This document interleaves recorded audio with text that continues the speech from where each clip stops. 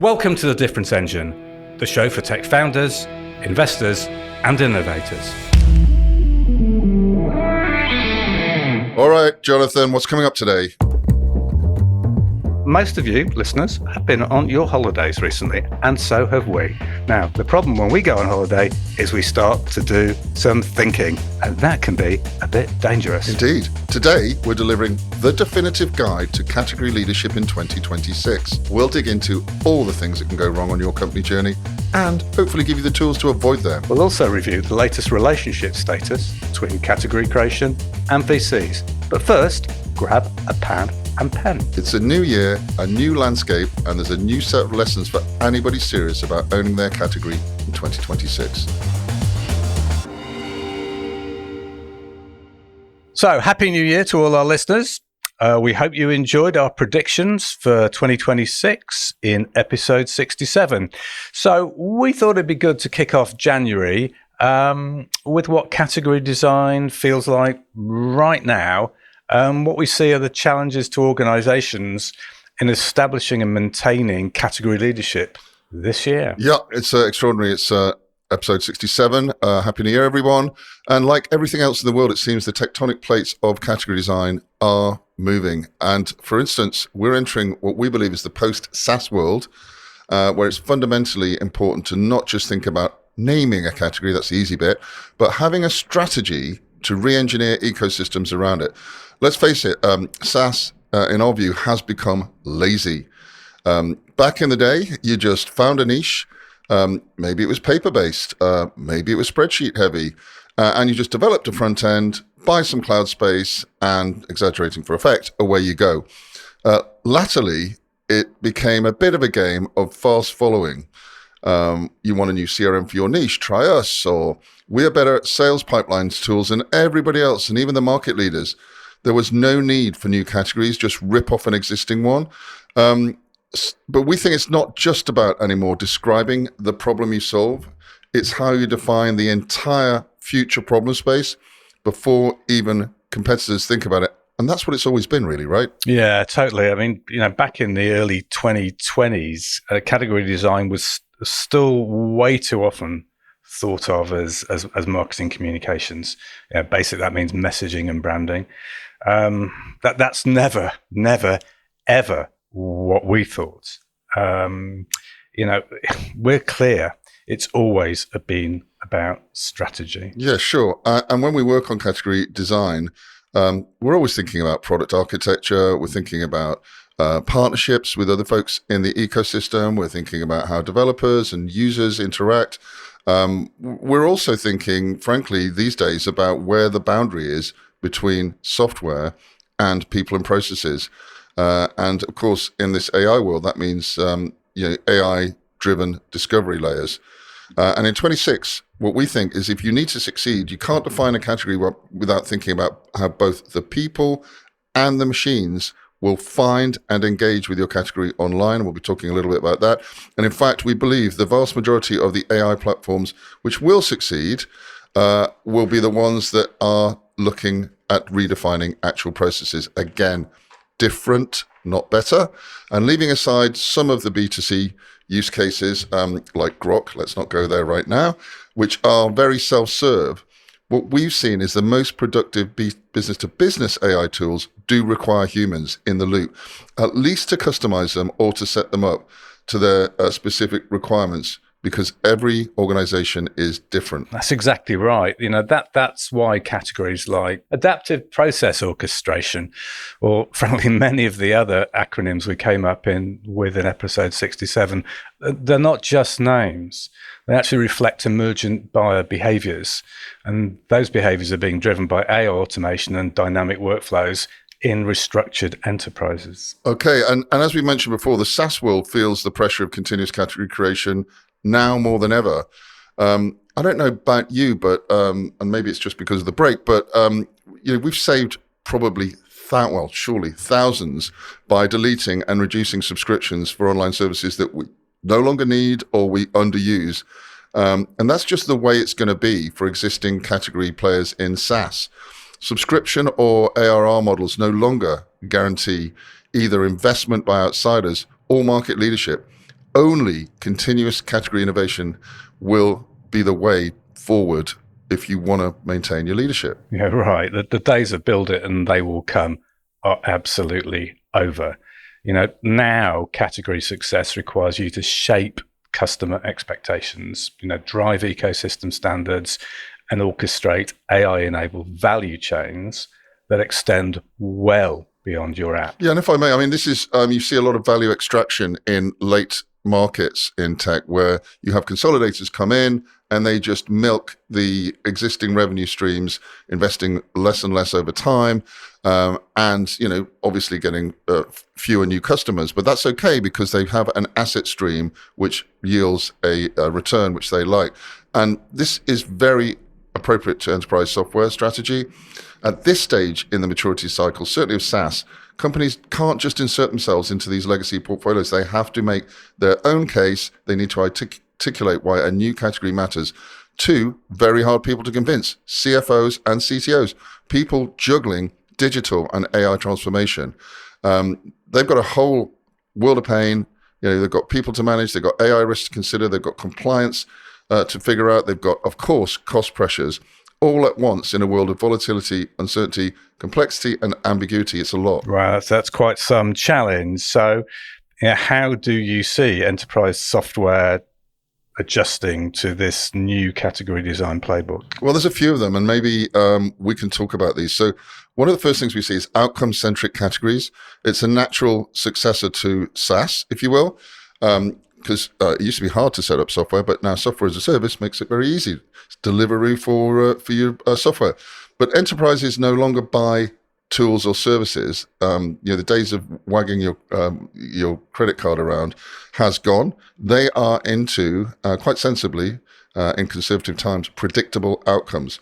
So category definitions revolve around outcomes that imply benefits, as they always have done, really. Things like zero friction onboarding. I can hire people and get them productive very quickly. Or predictive business continuity. I'm not going to suffer the sort of outages that we saw in last year, really crunching downtime. As we said, in the world of AI, this may mean a blend of software and services, meaning that the reports of the death of McKinsey may be somewhat exaggerated. Indeed. And something I'm definitely seeing in the world of M&A is the importance of composable platforms. It's not just the enterprise buyers, it's the strategic investors looking for acquisitions currently expect interoperability. So the categories are now defined by integration and extensibility. Now, at this point we're making early on about, you've got to have something surrounding your app and not just its standard capabilities. This is all about context, not just content, if you think about it. But you should note that platforms composed of many AI inputs, LLMs, agents, etc., bring a whole pile of new risks.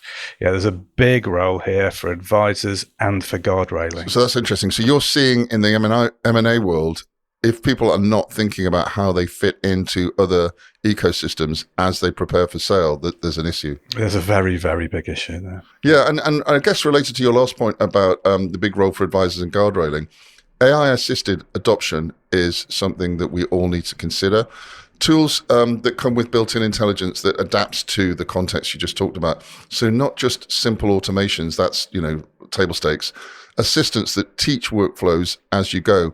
And that changes SaaS categories from automation tools to something maybe more like an enterprise AI navigator, the self-taught version of the outcome-centric solutions we just discussed. So, this is perhaps the biggest challenge facing enterprises because they literally need to rethink the career trajectory and training for all of these brand new AI-assisted professionals that are now in their workforce.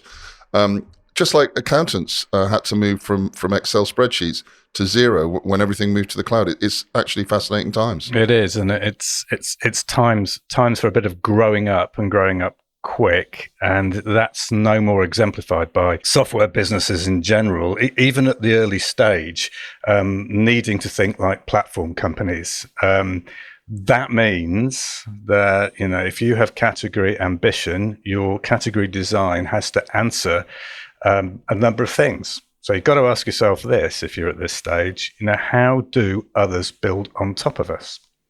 How do we become indispensable in a stack?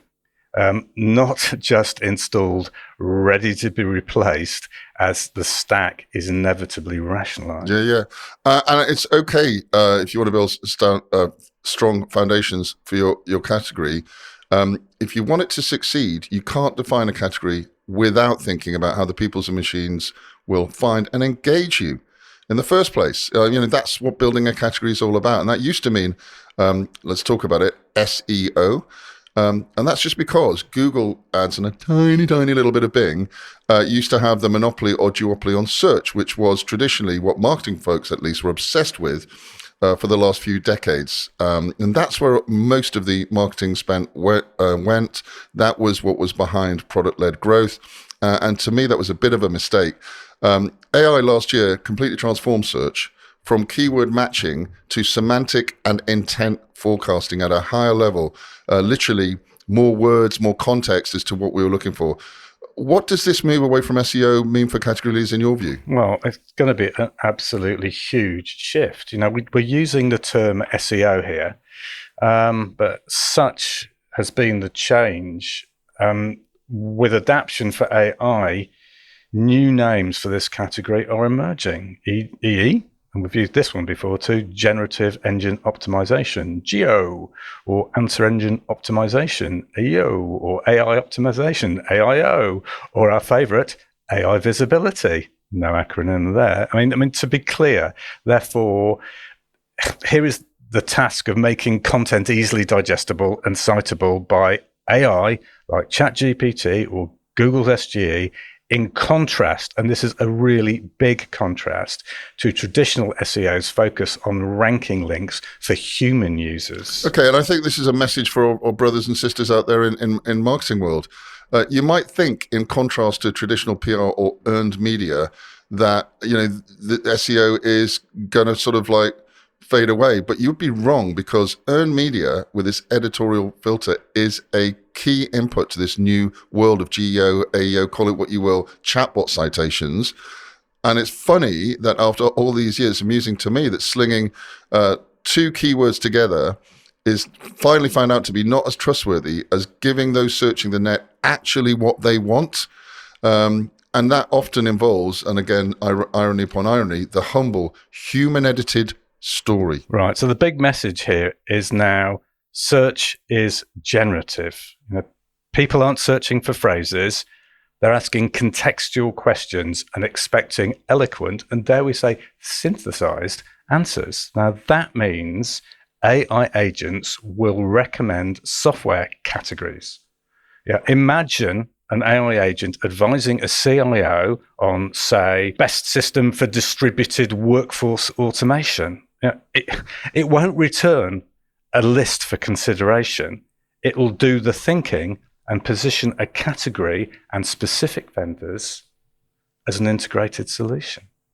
Now, this is hugely important as it changes SEO from ranking for keywords to shaping the semantic space around your category. Right. And also a nuance here, and something that we know from the work that we've done in AIO, there is a bias towards novelty, towards innovation.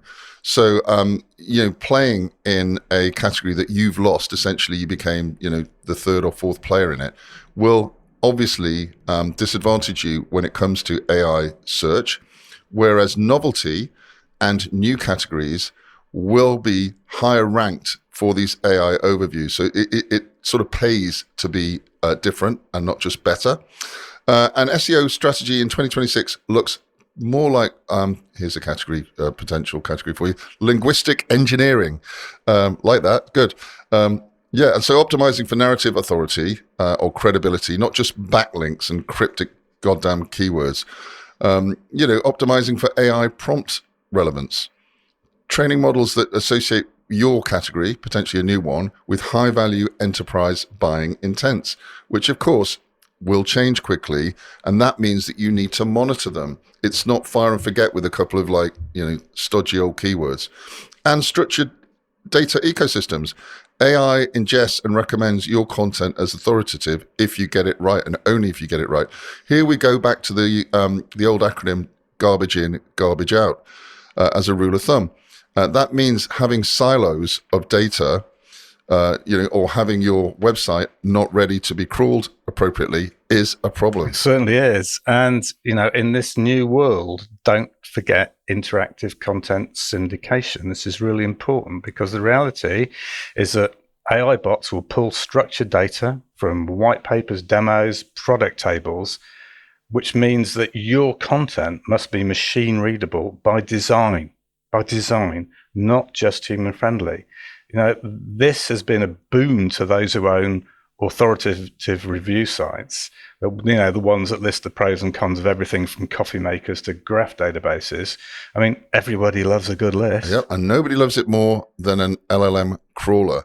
But that said, let's temper that with the fact that earned media content does rank very nicely. So I think, what have we learned here? If you're a company in enterprise or B2B SaaS in 2026, you've got a problem. And you need your category strategy to do 4 things. Okay, so listen up. 1, define the future problem space, not just the current one. Yeah, and build ecosystems that extend conscious of AI assistants and AI-powered humans. Think about the integrations you'll need. Think about the developer communities you'll need to bring with you. And remember how AI assistants or AI-powered workforces will help your company develop, and use that to consider who you're going to hire and when you're going to hire them. Yeah. Next thing you really, really must do is leverage SEO as a semantic authority strategy. And that is one that influences AI recommendations. Yeah. And just on that one, it's a thought, but maybe the SEO folks and processes used heretofore ain't going to take you where you need to go. I think the other thing specifically from a category point of view is convert your category into a platform narrative so that buyers and AI systems, perhaps differently, will reference it when they're looking to solve their problems. Yeah, and it doesn't just stop there, because you're going to need to layer on top of that. You need to design your product and messaging so that AI, whether that's internal search, external search, or AI procurement assistance, of which we're going to see a lot more, learns your category first. And that's the real moat. And just like moats that used to surround castles, one worth constantly maintaining.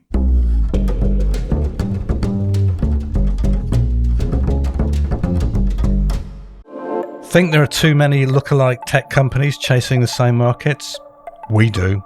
We think it's because so few tech startups are able to build and lead their own categories. What matters most is to be different.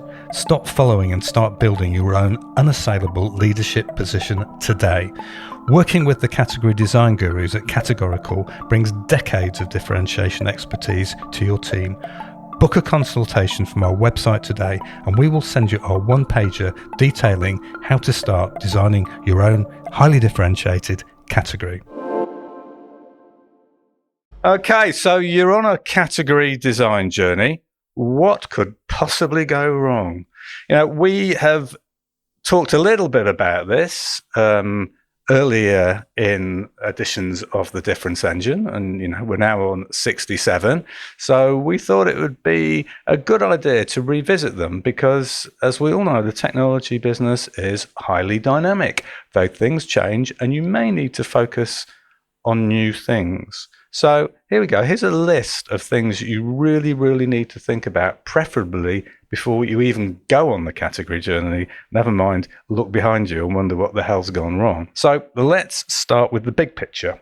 Category design fails most often, not because the idea is wrong, but because the company conditions and occasionally the market, we have to admit, aren't really ready for it. Yeah, and I think you're right. We've been through some of this before, but 2 years in, it's so worth reiterating, because these issues come up time and time again in practice. Like it or not, category design is an organizational stress test. It exposes weaknesses across corporate culture, employee history, organizational structure, sales incentives, and much, much more. And that, in a way, is almost a good reason to undertake the exercise. But it's definitely a mixture of therapy and surgery. Yeah, and talking about therapy, I'm just going to jump on the consulting couch here and start off with what we think of is what is usually the first blocker, and that is good old culture. Often quite difficult to define, but you know culture when you see it. I mean, one way to think about it, one way to think about your own culture is, are you deeply product centric as a company? Do the product developers, do the product managers hold sway, or are you a real listening company? Are you problem centric? And if you are, you've probably got an advantage, because if you're product centric, then your category design is going to struggle because you're not looking at it from the point of view of your customers. I'm avoiding mentioning grok again at this point. All right, so yes, category design requires asking, what problem do we uniquely solve? And that could be a problem that hasn't emerged yet as a problem. It could be one that customers have but don't realize. In many tech companies, however, the ones we deal with, certainly established ones, the dominant mindset is, how do we ship the next feature? Or, and I've just read the Mike Lynch book, how do we hit the next quarter's numbers? And way too often, by the time you figured that out, the problem's moved on, and you're solving perfectly for a limited number of yesterday's customers. That, to me, is satisficing, not designing the future. Certainly. And I also see some other issues in risk-averse culture, and we have encountered a few of these on our journey. And, the category design demands narrative leadership, conviction, and most of all, patience from the top. And we mean from the top. We've got a live instance of that right now. And of course, these internal politics will kill stone dead your category design desire and ambition if you don't manage it. If leaders are rewarded for protecting existing products and revenue streams, guess what? They'll resist defining the category, even if they really know and deep in their hearts it's the right thing to do. We call these people Zeds, and often they hide until the very last minute, sabotaging the process very efficiently. And in a way, you could sort of say that's very obvious. They're going to do that sort of stuff because most of us are resistant to change. But that ignores the fact that, as we know, and you said, change is inevitable, especially in tech. Yeah, so the challenge here is to move from product-centric to problem-centric. And I think a classic example here is Microsoft in the pre-Satya Nadella days. Yeah, and very learned behavior, right? The culture was, let's call it Ballmer-esque, product division-centric with Windows in all of its various forms, the all-powerful Office suite that sort of ruled our world for far too long, and critically to this day, the Microsoft Server business still, hanging in, throwing off cash, even in its Azure version. And each one of those seemed to divide and rule and defend its own turf. Yeah, and frankly, all this divide and rule delivered a whole series of Pyrrhic victories, and that made category creation really difficult. The company defended inside existing categories rather than redefining them, which, given its market hegemony, it should have done. And of course, they just fought against themselves while Google and everybody else were making hay. Yeah, I mean, let's remember the mobile version of Windows, shall we? Good grief. Talk about not making a category. Right, so it's very understandable, right? The Office suite, Microsoft's Office suite, for instance, captured almost every single morsel of value in end-user computing for decades, with a few misses. How did they miss Adobe's rise? But you contrast that with Microsoft's later shift towards cloud productivity and intelligent cloud.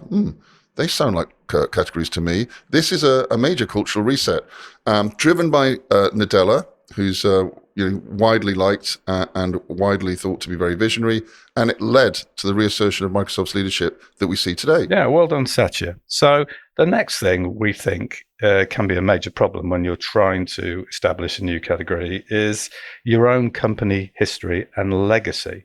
And that matters more than most people think. So if you're a company that grew up winning feature wars in an established category, it's so difficult to unlearn that behavior and move on to the next commercial innovation cycle. Yeah, especially with that success. Success is a terrible teacher in many ways, and past success can create category blindness. Teams assume the old category definition is fixed. They may have made a significant purchase, maybe a house, as a result of all this. History tells us, and especially in tech, this is anything but a fixed world. Yeah, and it's not just about company history and legacy within your company. Legacy customers can also be a constraint here.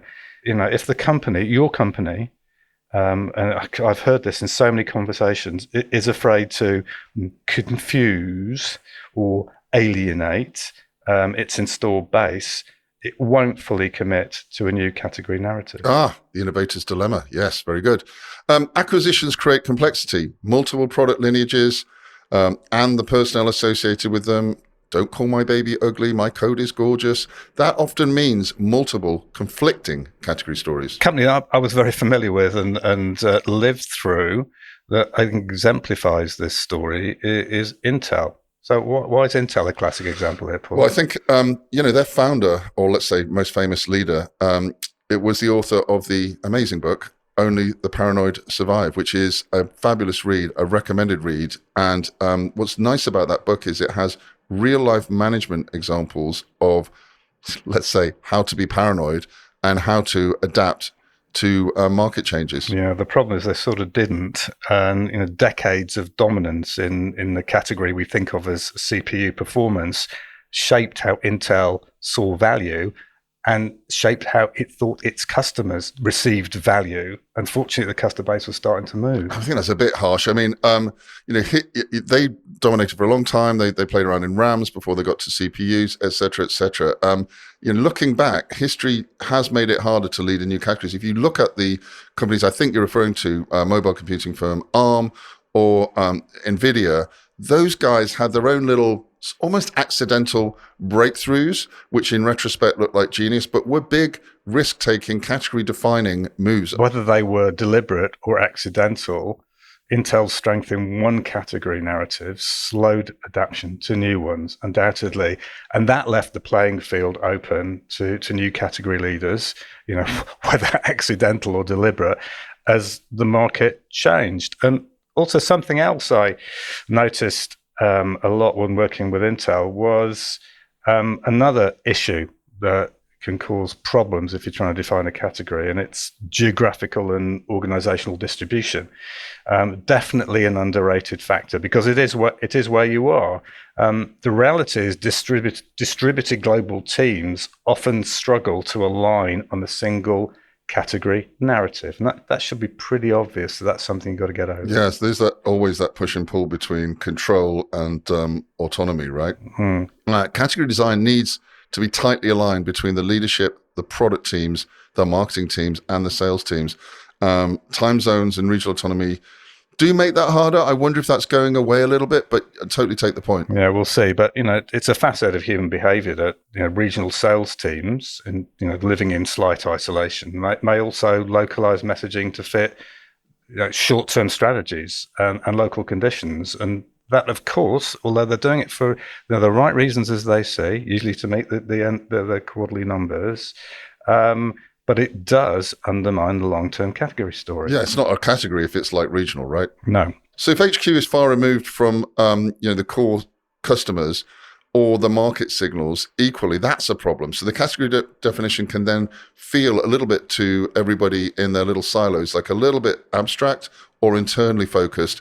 You have to fight against that whole attitude. And I think SAP is I guess my favorite simple illustration of such geographical and organizational challenges, and that has absolutely affected how they've failed yet to dominate a new category. Yeah, definitely. Deep European roots, dominant in Europe, strong regional autonomy, amazing technical chops, and global sales decentralization. Yeah, I mean, on the face of it, fantastic, but that strategy made it difficult to tell a single unified category story, especially when shifting from what became tactical ERP which was, again, became table stakes, to a broader strategic narrative like intelligent enterprise. Yeah, I think you're right. And oversimplifying vastly, they say no one got sacked for buying IBM, but nobody in Europe,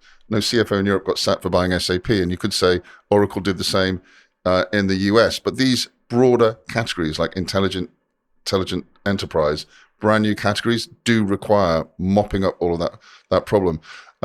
Because otherwise you get regional sales teams who revert to the legacy ERP positioning. Well, I've sold it to all the CFOs I know. Let's do some more of that. Yeah, indeed. And, follow that story and see how it goes.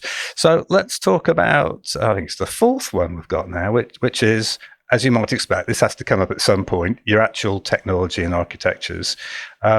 Ironically, and we hate to say this because it shouldn't be true, but it is, strong technology can work against category design. Yeah, this is where I think the confusion between marketing and strategy when it comes to category design is missed out. So we're talking about the product strategy, the technology, and the architecture underneath it all, not just the gloss you put on this. That said, if the platform is overly complex or presented as overly complex and often built through incremental evolution, some tactical acquisitions here, et cetera, it may not map cleanly to a simple, compelling category. That's just the way it is. Yeah, right. Yeah, the best category design thrives on clarity, penetrable architectures, excessive configurability, or unclear value boundaries make positioning harder. And this is the real DNA of tech and product development, throwing loads and loads and loads and loads of features, believing that your customer will want them and that will differentiate you, is usually not the way to succeed. Yeah, and this is the doubling down. This is the tech first trap that is very hard to avoid, but needs to be, because that way leads to you believing the architecture is the category. It's not. The problem defines the category, and customers do not buy architectures. They buy solutions, outcomes, as we said earlier. They buy solutions to their problems, not PowerPoint slides. Yeah, have you got an example of a company that's exactly done this? I could try Oracle as a textbook's case. Oh, I think so. Yeah. Huge, powerful technology stack, but incredibly complex. Years of development and M&A combined, making a technological Tower of Babel. Yeah, a bit like a swan. Lots of stuff going underneath, the breadth of databases, how much middleware they bought and so they acquired and built, all of the applications that they laterally plugged onto the top of it, and then their cloud services, despite Larry saying it was never going to, the cloud was never going to work. That the message at the end of all of that is category simplicity. Yeah, it is. And customers do struggle to understand what category Oracle is leading, despite its undoubted technical strength. Possibly because there's lots, right? There is lots, but do they actually lead in any one of them? That's the issue. So do write in, listeners, and tell us what you think. I sort of think, and this is part of their success, but from a category point of view, they've become the new IBM. They're big, they're clearly important, but so what? Maybe it's time to think of something else. Perhaps they are post-category, ultimately exposed at many points across their portfolio. Well, isn't this why they're buying TikTok or, let's say licensing TikTok? I think we could make the case for that. So coming in at 5, after the tech comes the numbers. And in this is culturally related, I suppose, or organizationally related. It's about incentives and metrics. Misaligned incentives are really, really deadly. If sales teams, for instance, are compensated on quarterly bookings, of course, they'll sell existing categories, not educate the market and sell new ones. Yeah, and it gets worse if marketing becomes trapped in delivering lead volume metrics rather than mapping category adoption or problem awareness, which is way more strategic, obviously. And they have been for years, right? This problem is currently being felt by waves of digital marketers who for, let's say, a decade were hooked on SEO as their prime lead market, and they're missing the current move to AIO, GEO, AI visibility, call it what you will. They need to adapt too. They do. And another facet of companies that are too focused on product and product development is that those teams naturally, and if I was one of those guys, this is what I'd be doing. I'd be optimizing for roadmap velocity. Particularly if you're venture capital funded, want you to get down that roadmap very, very quickly. But that would be to the exclusion of category defining differentiation. Yeah, and without bringing it all back together to the top level folks that need to be behind this, without executive level metrics tied to category leadership, the program becomes optional. Optional always loses. There's got to be some tough love from the top, or everybody's sunk. Yeah, and it's interesting. I mean, Salesforce has actually talked openly about this challenge during its early category creation phase. For those of you who are familiar with this pod, you may have listened to Salesforce's former European chair, the great Dr. Steve. Yeah, go back. That's a classic. Episode 46, if you want to listen to Steve on the history of Salesforce. Do it, yeah. Yeah, and he talked us through this. Yeah, they were inventing software as a service, remember? And the sales incentives initially pushed their reps to sell a bit more like traditional ERP software. Yeah, so they spotted this, and it took deliberate changes in compensation, messaging, and metrics to reinforce that new category. And that is an example of engaged leadership determined to move the company forward. Yeah, and without that, SaaS might have just stayed at the Benioff level of slogans. And one of the greatest categories might not have had Salesforce at its helm. But as we've also noticed in episode 66, another goodie, that era could be coming to an end for the mighty Salesforce. Yeah, think about that, listeners. And closely related, if you're going to avoid some form of category Armageddon, you've got to consider leadership and governance. I mean, that move by Salesforce absolutely came from the top. So if you are going to be a successful category designer, it requires a clear category owner. Without one, it becomes everybody's job and therefore nobody's priority. Yeah, and as we've seen with our own work with the likes of Pantera, strong accelerating category creation relies on a chief storyteller, and somebody who can absorb the short-term pain of the change. Amitai Ratson's CEO work there at Pantera has personified building an automated security validation category leader, a unicorn with over $100 million in ARR, and well done, those guys. Yeah, if you really want to see what category leadership looks like, look at Pantera and look at Amitai's role in it, leading from the front at every stage. So if you don't have an Amitai, you get weak leadership and governance. And that leads, of course, to narrative drift. And therefore, your investment in category creation is starting to weaken. The problem, it just rolls on and on and on. Different execs start telling different stories to analysts, investors, customers, employees, and even the media. So everybody gets confused.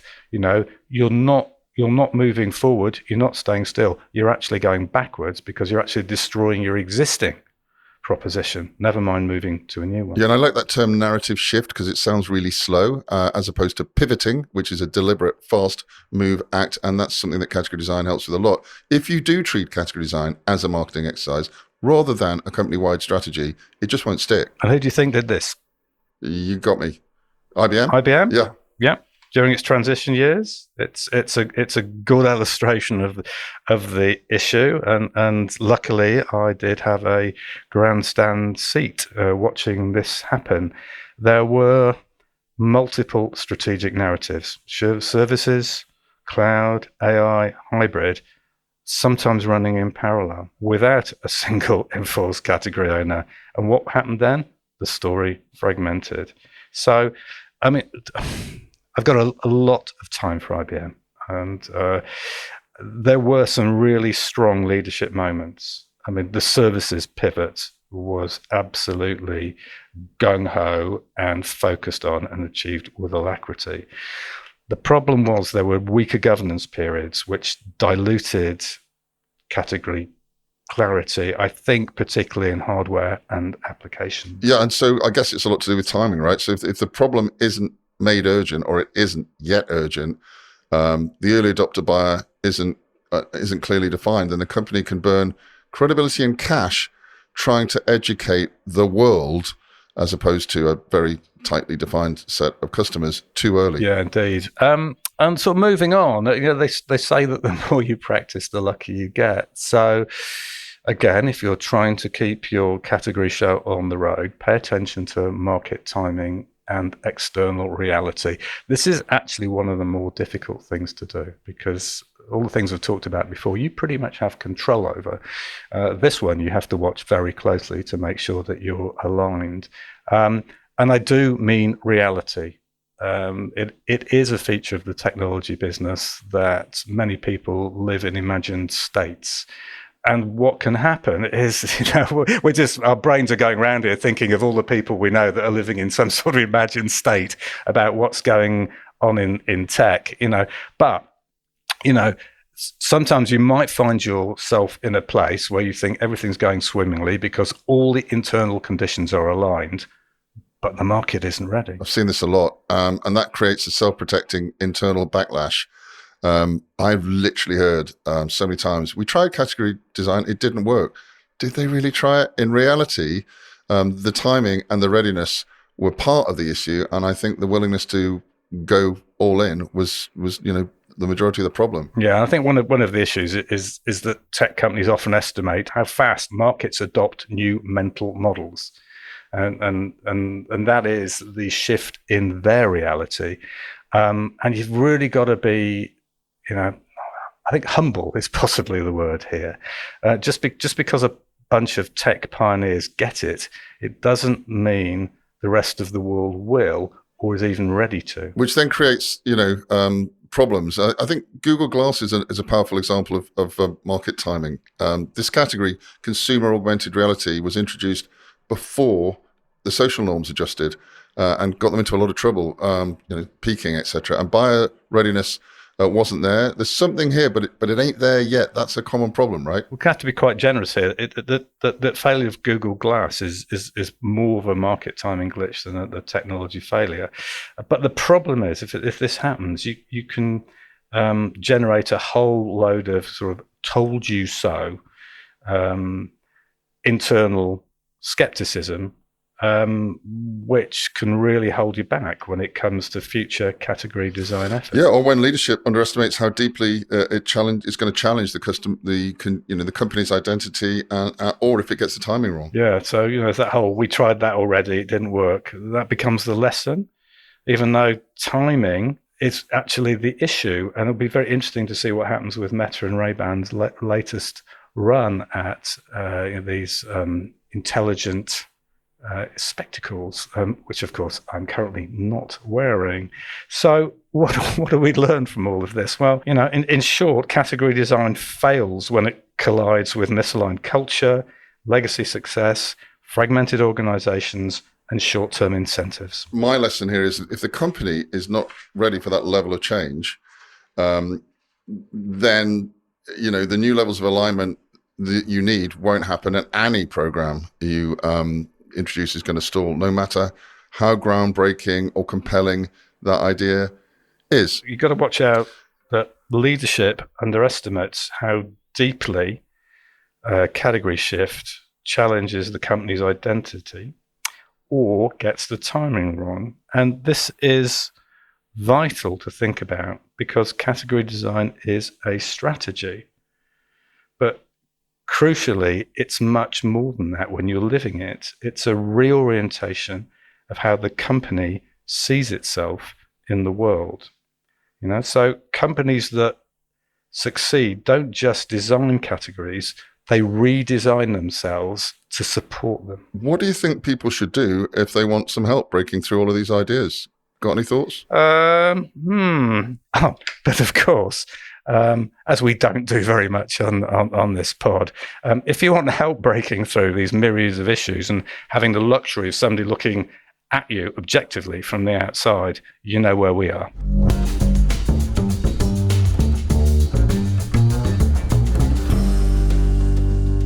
So as we're trying to redefine how we think about category in 2026 here, we thought it'd be worthwhile having a look at the new relationship between venture capital and category that has emerged in the last year or so. We call this the dead in the water trap. And the thing which really got us going on this was reading Silicon Valley Bank's 30th State of the Markets report, which was released at the turn of this year. And to be honest, it confirms what we think the data's been whispering for the last couple of years. We don't have a broad-based tech recovery going on. What we're actually seeing, it's a winner take most of the market land grab at the category level, and we haven't seen this before. Oh, a cautionary tale from a bank that very, very nearly lost everything, which happened to be called Silicon Valley Bank. So the headline says VC is back, and question is, in a K-shaped market, is it?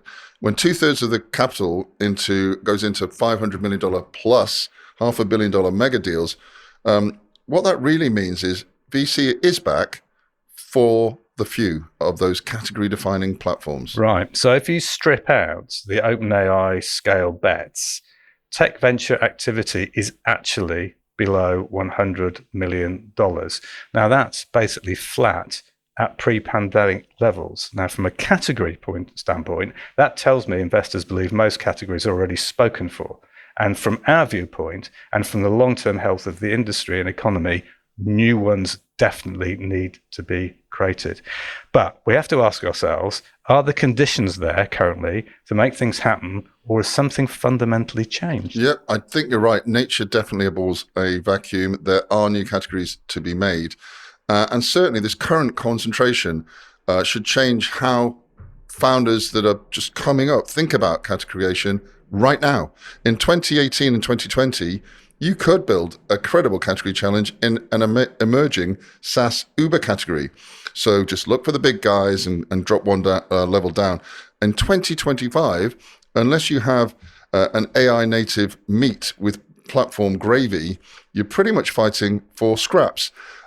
And also, an interesting development that we've just been chatting about is the new types of acqui-hires going on.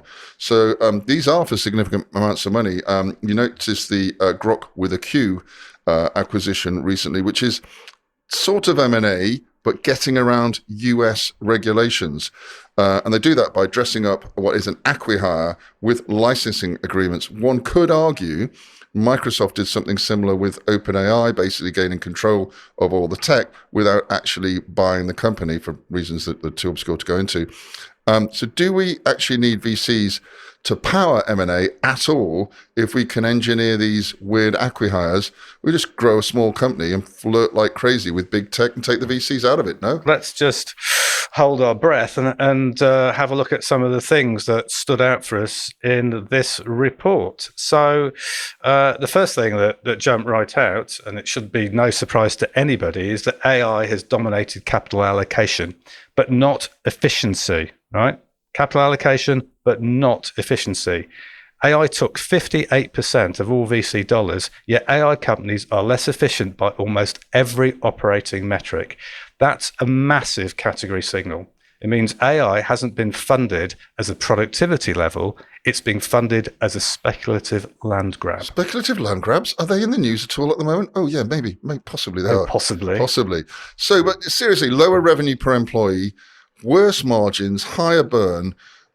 Who would bet on that? That's not accidental, right? It's exactly what happens when the market believes category ownership is valuable at all costs, and this new paradigm matters much more than unit economics. That's bubbly stuff, right? Yeah, it is. Bubbly history repeating itself, I think. But never mind the dot-com boom and bust. It's happened much more recently than that. This is classic infrastructure era behavior. And if you think back, if you've been in the industry long enough, to 2008 to 2012, investors weren't optimizing for efficiency. They were underwriting monopolies with existing power players. Yeah, and that's dangerous for founders because they can misread the narrative of where they need their nascent company to go.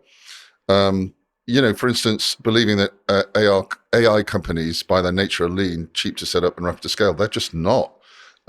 This is true at the tooling level. As we know, those credits need to be paid for, and it's payback time for some of these investors. But it's not true at the category level. If you're trying to win a foundational AI category, the models, the data layers, the agent platforms, and so you're expected to burn aggressively to shape the future, and that's an issue. That is an issue because one of the things it does, it creates a distorted outcome.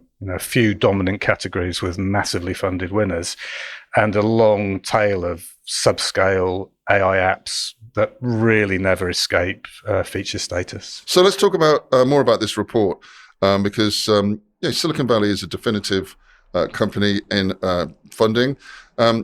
What are the category implications that you found? Some of them quite brutal. Yeah, I mean, let's talk about graduation rates. This is as you say, where things get a bit brutal. It takes about 10 years on average. And remember, we have to talk about averages here because you've got a real wide distribution of effect here. So 10 years on average now to go from C to Series D. That isn't just a capital problem. That's a category maturity problem, and fewer companies are making it because fewer categories are expanding fast enough to support multiple scale players. Now, this is what we call category compression. And as recently as 2020, you could raise a Series A on early category momentum. Isn't that the whole point? In 2025, investors wanted proof that the category itself is compounding. Not just your product. Yeah, and I like that phrase, category compression, because if you're just better and not different, that's what's going to catch you out. You need to be sufficiently different. And I believe you're also seeing that bridge funding is becoming more normal, even with the top quartile companies. And that obviously signals that category timelines are elongated, or that expectations on the time to category dominance are perhaps unrealistic. Founders and investors, it seems, need to assume they'll be early in the category for much longer than before, which is sort of ironic. Probably a good time to go back to what we said at the beginning here, which is this phrase, dead in the water. The Silicon Valley report cites what we call the dead in the water stat. It's really harsh, but it's really important. Around 20% of VC-backed companies are neither growing nor profitable right now. Now, from a category lens, that's usually not a team problem. It's a category misfire. Yeah, and it's probably time to pivot, right? From our point of view, there should be little surprise where the issues are in these companies.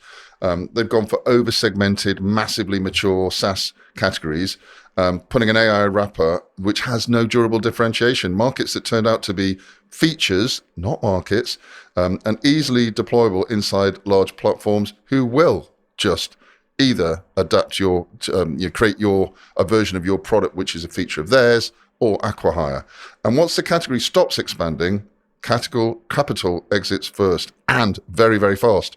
The key is to create genuinely new strategic categories that are attractive to risk-taking, therefore long horizon capital. Yeah, and I think that's an imperative right now. Because the market we're seeing now isn't naturally cyclical enough anymore, as it might have been in the past, to save those who are effectively dead in the water. So here's the really bad news. If your category isn't structurally attractive right now, there's no rebound coming to save you if you can just only hang on. Yeah, I think the revenue benchmarks are telling a top quartile Series C now needs $45 million in revenue. That's up 65% just over the last 2 years. From a category creation perspective, that's basically the economy's future supply of super smart, nothing to lose outsider innovators, a major factor as to why Silicon Valley existed in the first place. But just talking for a second now about pricing in. These revenue bars. Yeah, investors are pricing in category uncertainty. They're chicken. They're saying we don't believe in optionality anymore. You have to have a meaningful share of a real market or we're walking away. It makes you wonder, what is the point of VCs if they're so risk averse? Yeah, exactly. And this stymies the old playbook where you raise decent money on an exciting vision and plausible category narrative. Now it appears the category story has to be validated by revenue density. Yeah, where's the risk, right? So does this mean AI valuations are leading to a category bubble or a company bubble? Yeah, category bubble or company bubble. That's really interesting. I mean, Silicon Valley pretty much calls it out. AI valuations are almost certainly in a bubble. No shit, Sherlock. But it's not a random bubble. It's a category compression bubble. Capital is being forced into fewer and fewer perceived core AI categories, and a few existing category leaders are cementing their power. Is that the natural order of things? The top 5 AI unicorns are worth more than every .com IPO combined from back in the day. That's not about fundamentals. It's about belief that only a handful of platforms will matter. And that's sort of a moral question. Yeah, indeed. And if you think about it, it means that most AI startups are implicitly being valued as options, not businesses. Yeah, and we've said this before, right? Just in terms of immigration, its role in category pipeline risk, your founder-born founders are important, right? Yeah, they are. The foreign-born founder data is striking, but should not be unexpected. 59 of the top 100 US unicorns have, guess what, immigrant founders. The same thing applies here in the UK, and we've featured such category-creating founders as on Fido's Hussein Kasai, episode 42. That's episode 42 if you want to listen to what Hussein's got to say. And one is Samir Karai, and that's episode 33. Episode 33 if you want to listen to what Samir has to say. I mean, a real, in a world in which immigrants and attitudes to immigration really differ, that could be a benefit for those who are a little bit more open-minded.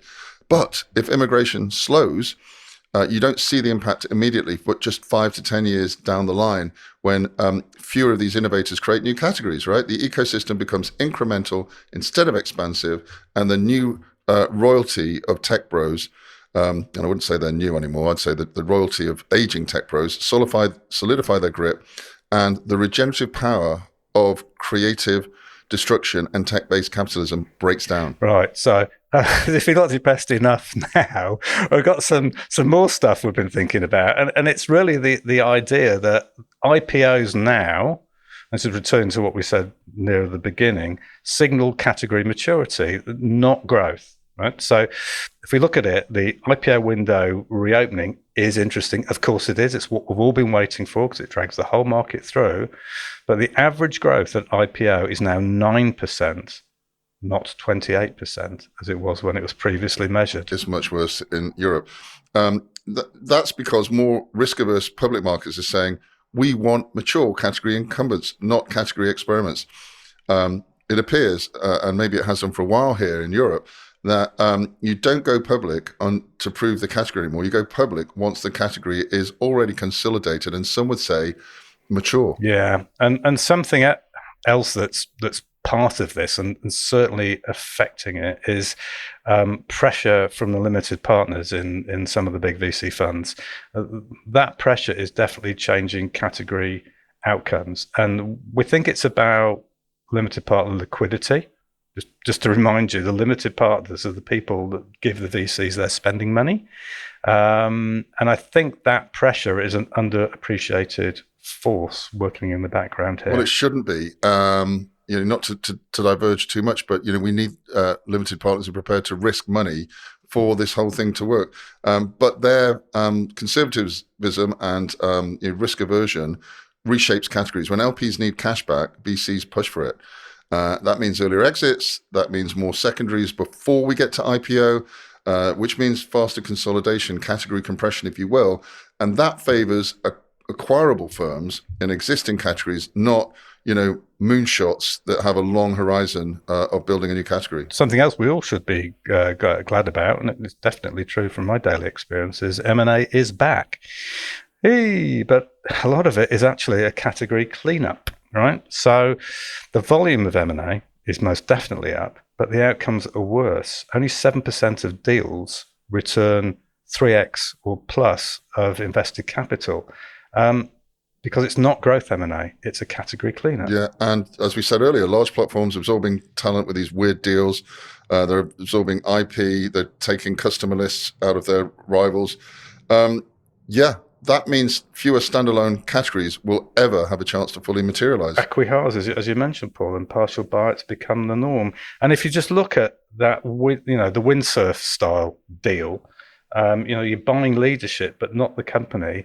I would argue that's I think we're agreed on this, that's a destructive warning sign. Yeah. So what it says to us is the category mattered so much, we're going to make sure it's part of ours to win. And ultimately, that means one fewer category. And actually, the message for the CEOs is, sorry, your company didn't matter that much in the great scheme of things. Sorry if this is a lot to absorb, but let's try and break it down a little bit as to what we might learn from this. So I think if I had to summarize this one, this is venture capital, Jim, but not as we've known it. Capital has become brutally selective. Can it take it, Captain? What's the captain got to hear? Capital has become brutally selective at the category level. You could say, great, capital's flowing, but it's only flowing to categories perceived as massive, defensible, and monopolistic. I didn't say boring. Everything else is being starved, consolidated, or quietly shut down right now. So what's the message for founders and operators? The real question isn't, is VC back? It's, is my category actually worth winning, or simply a route to a swift and lucrative exit, building somebody else's category vision? But just to finish on an up note, for those of you who are building categories, don't give up. The answer is, it's 2026. It's all to play for. Thank you for listening. If you want to learn more about category design, head to becategorical.com. If you need help designing and dominating your category, then get in touch. Contact details are in the show notes.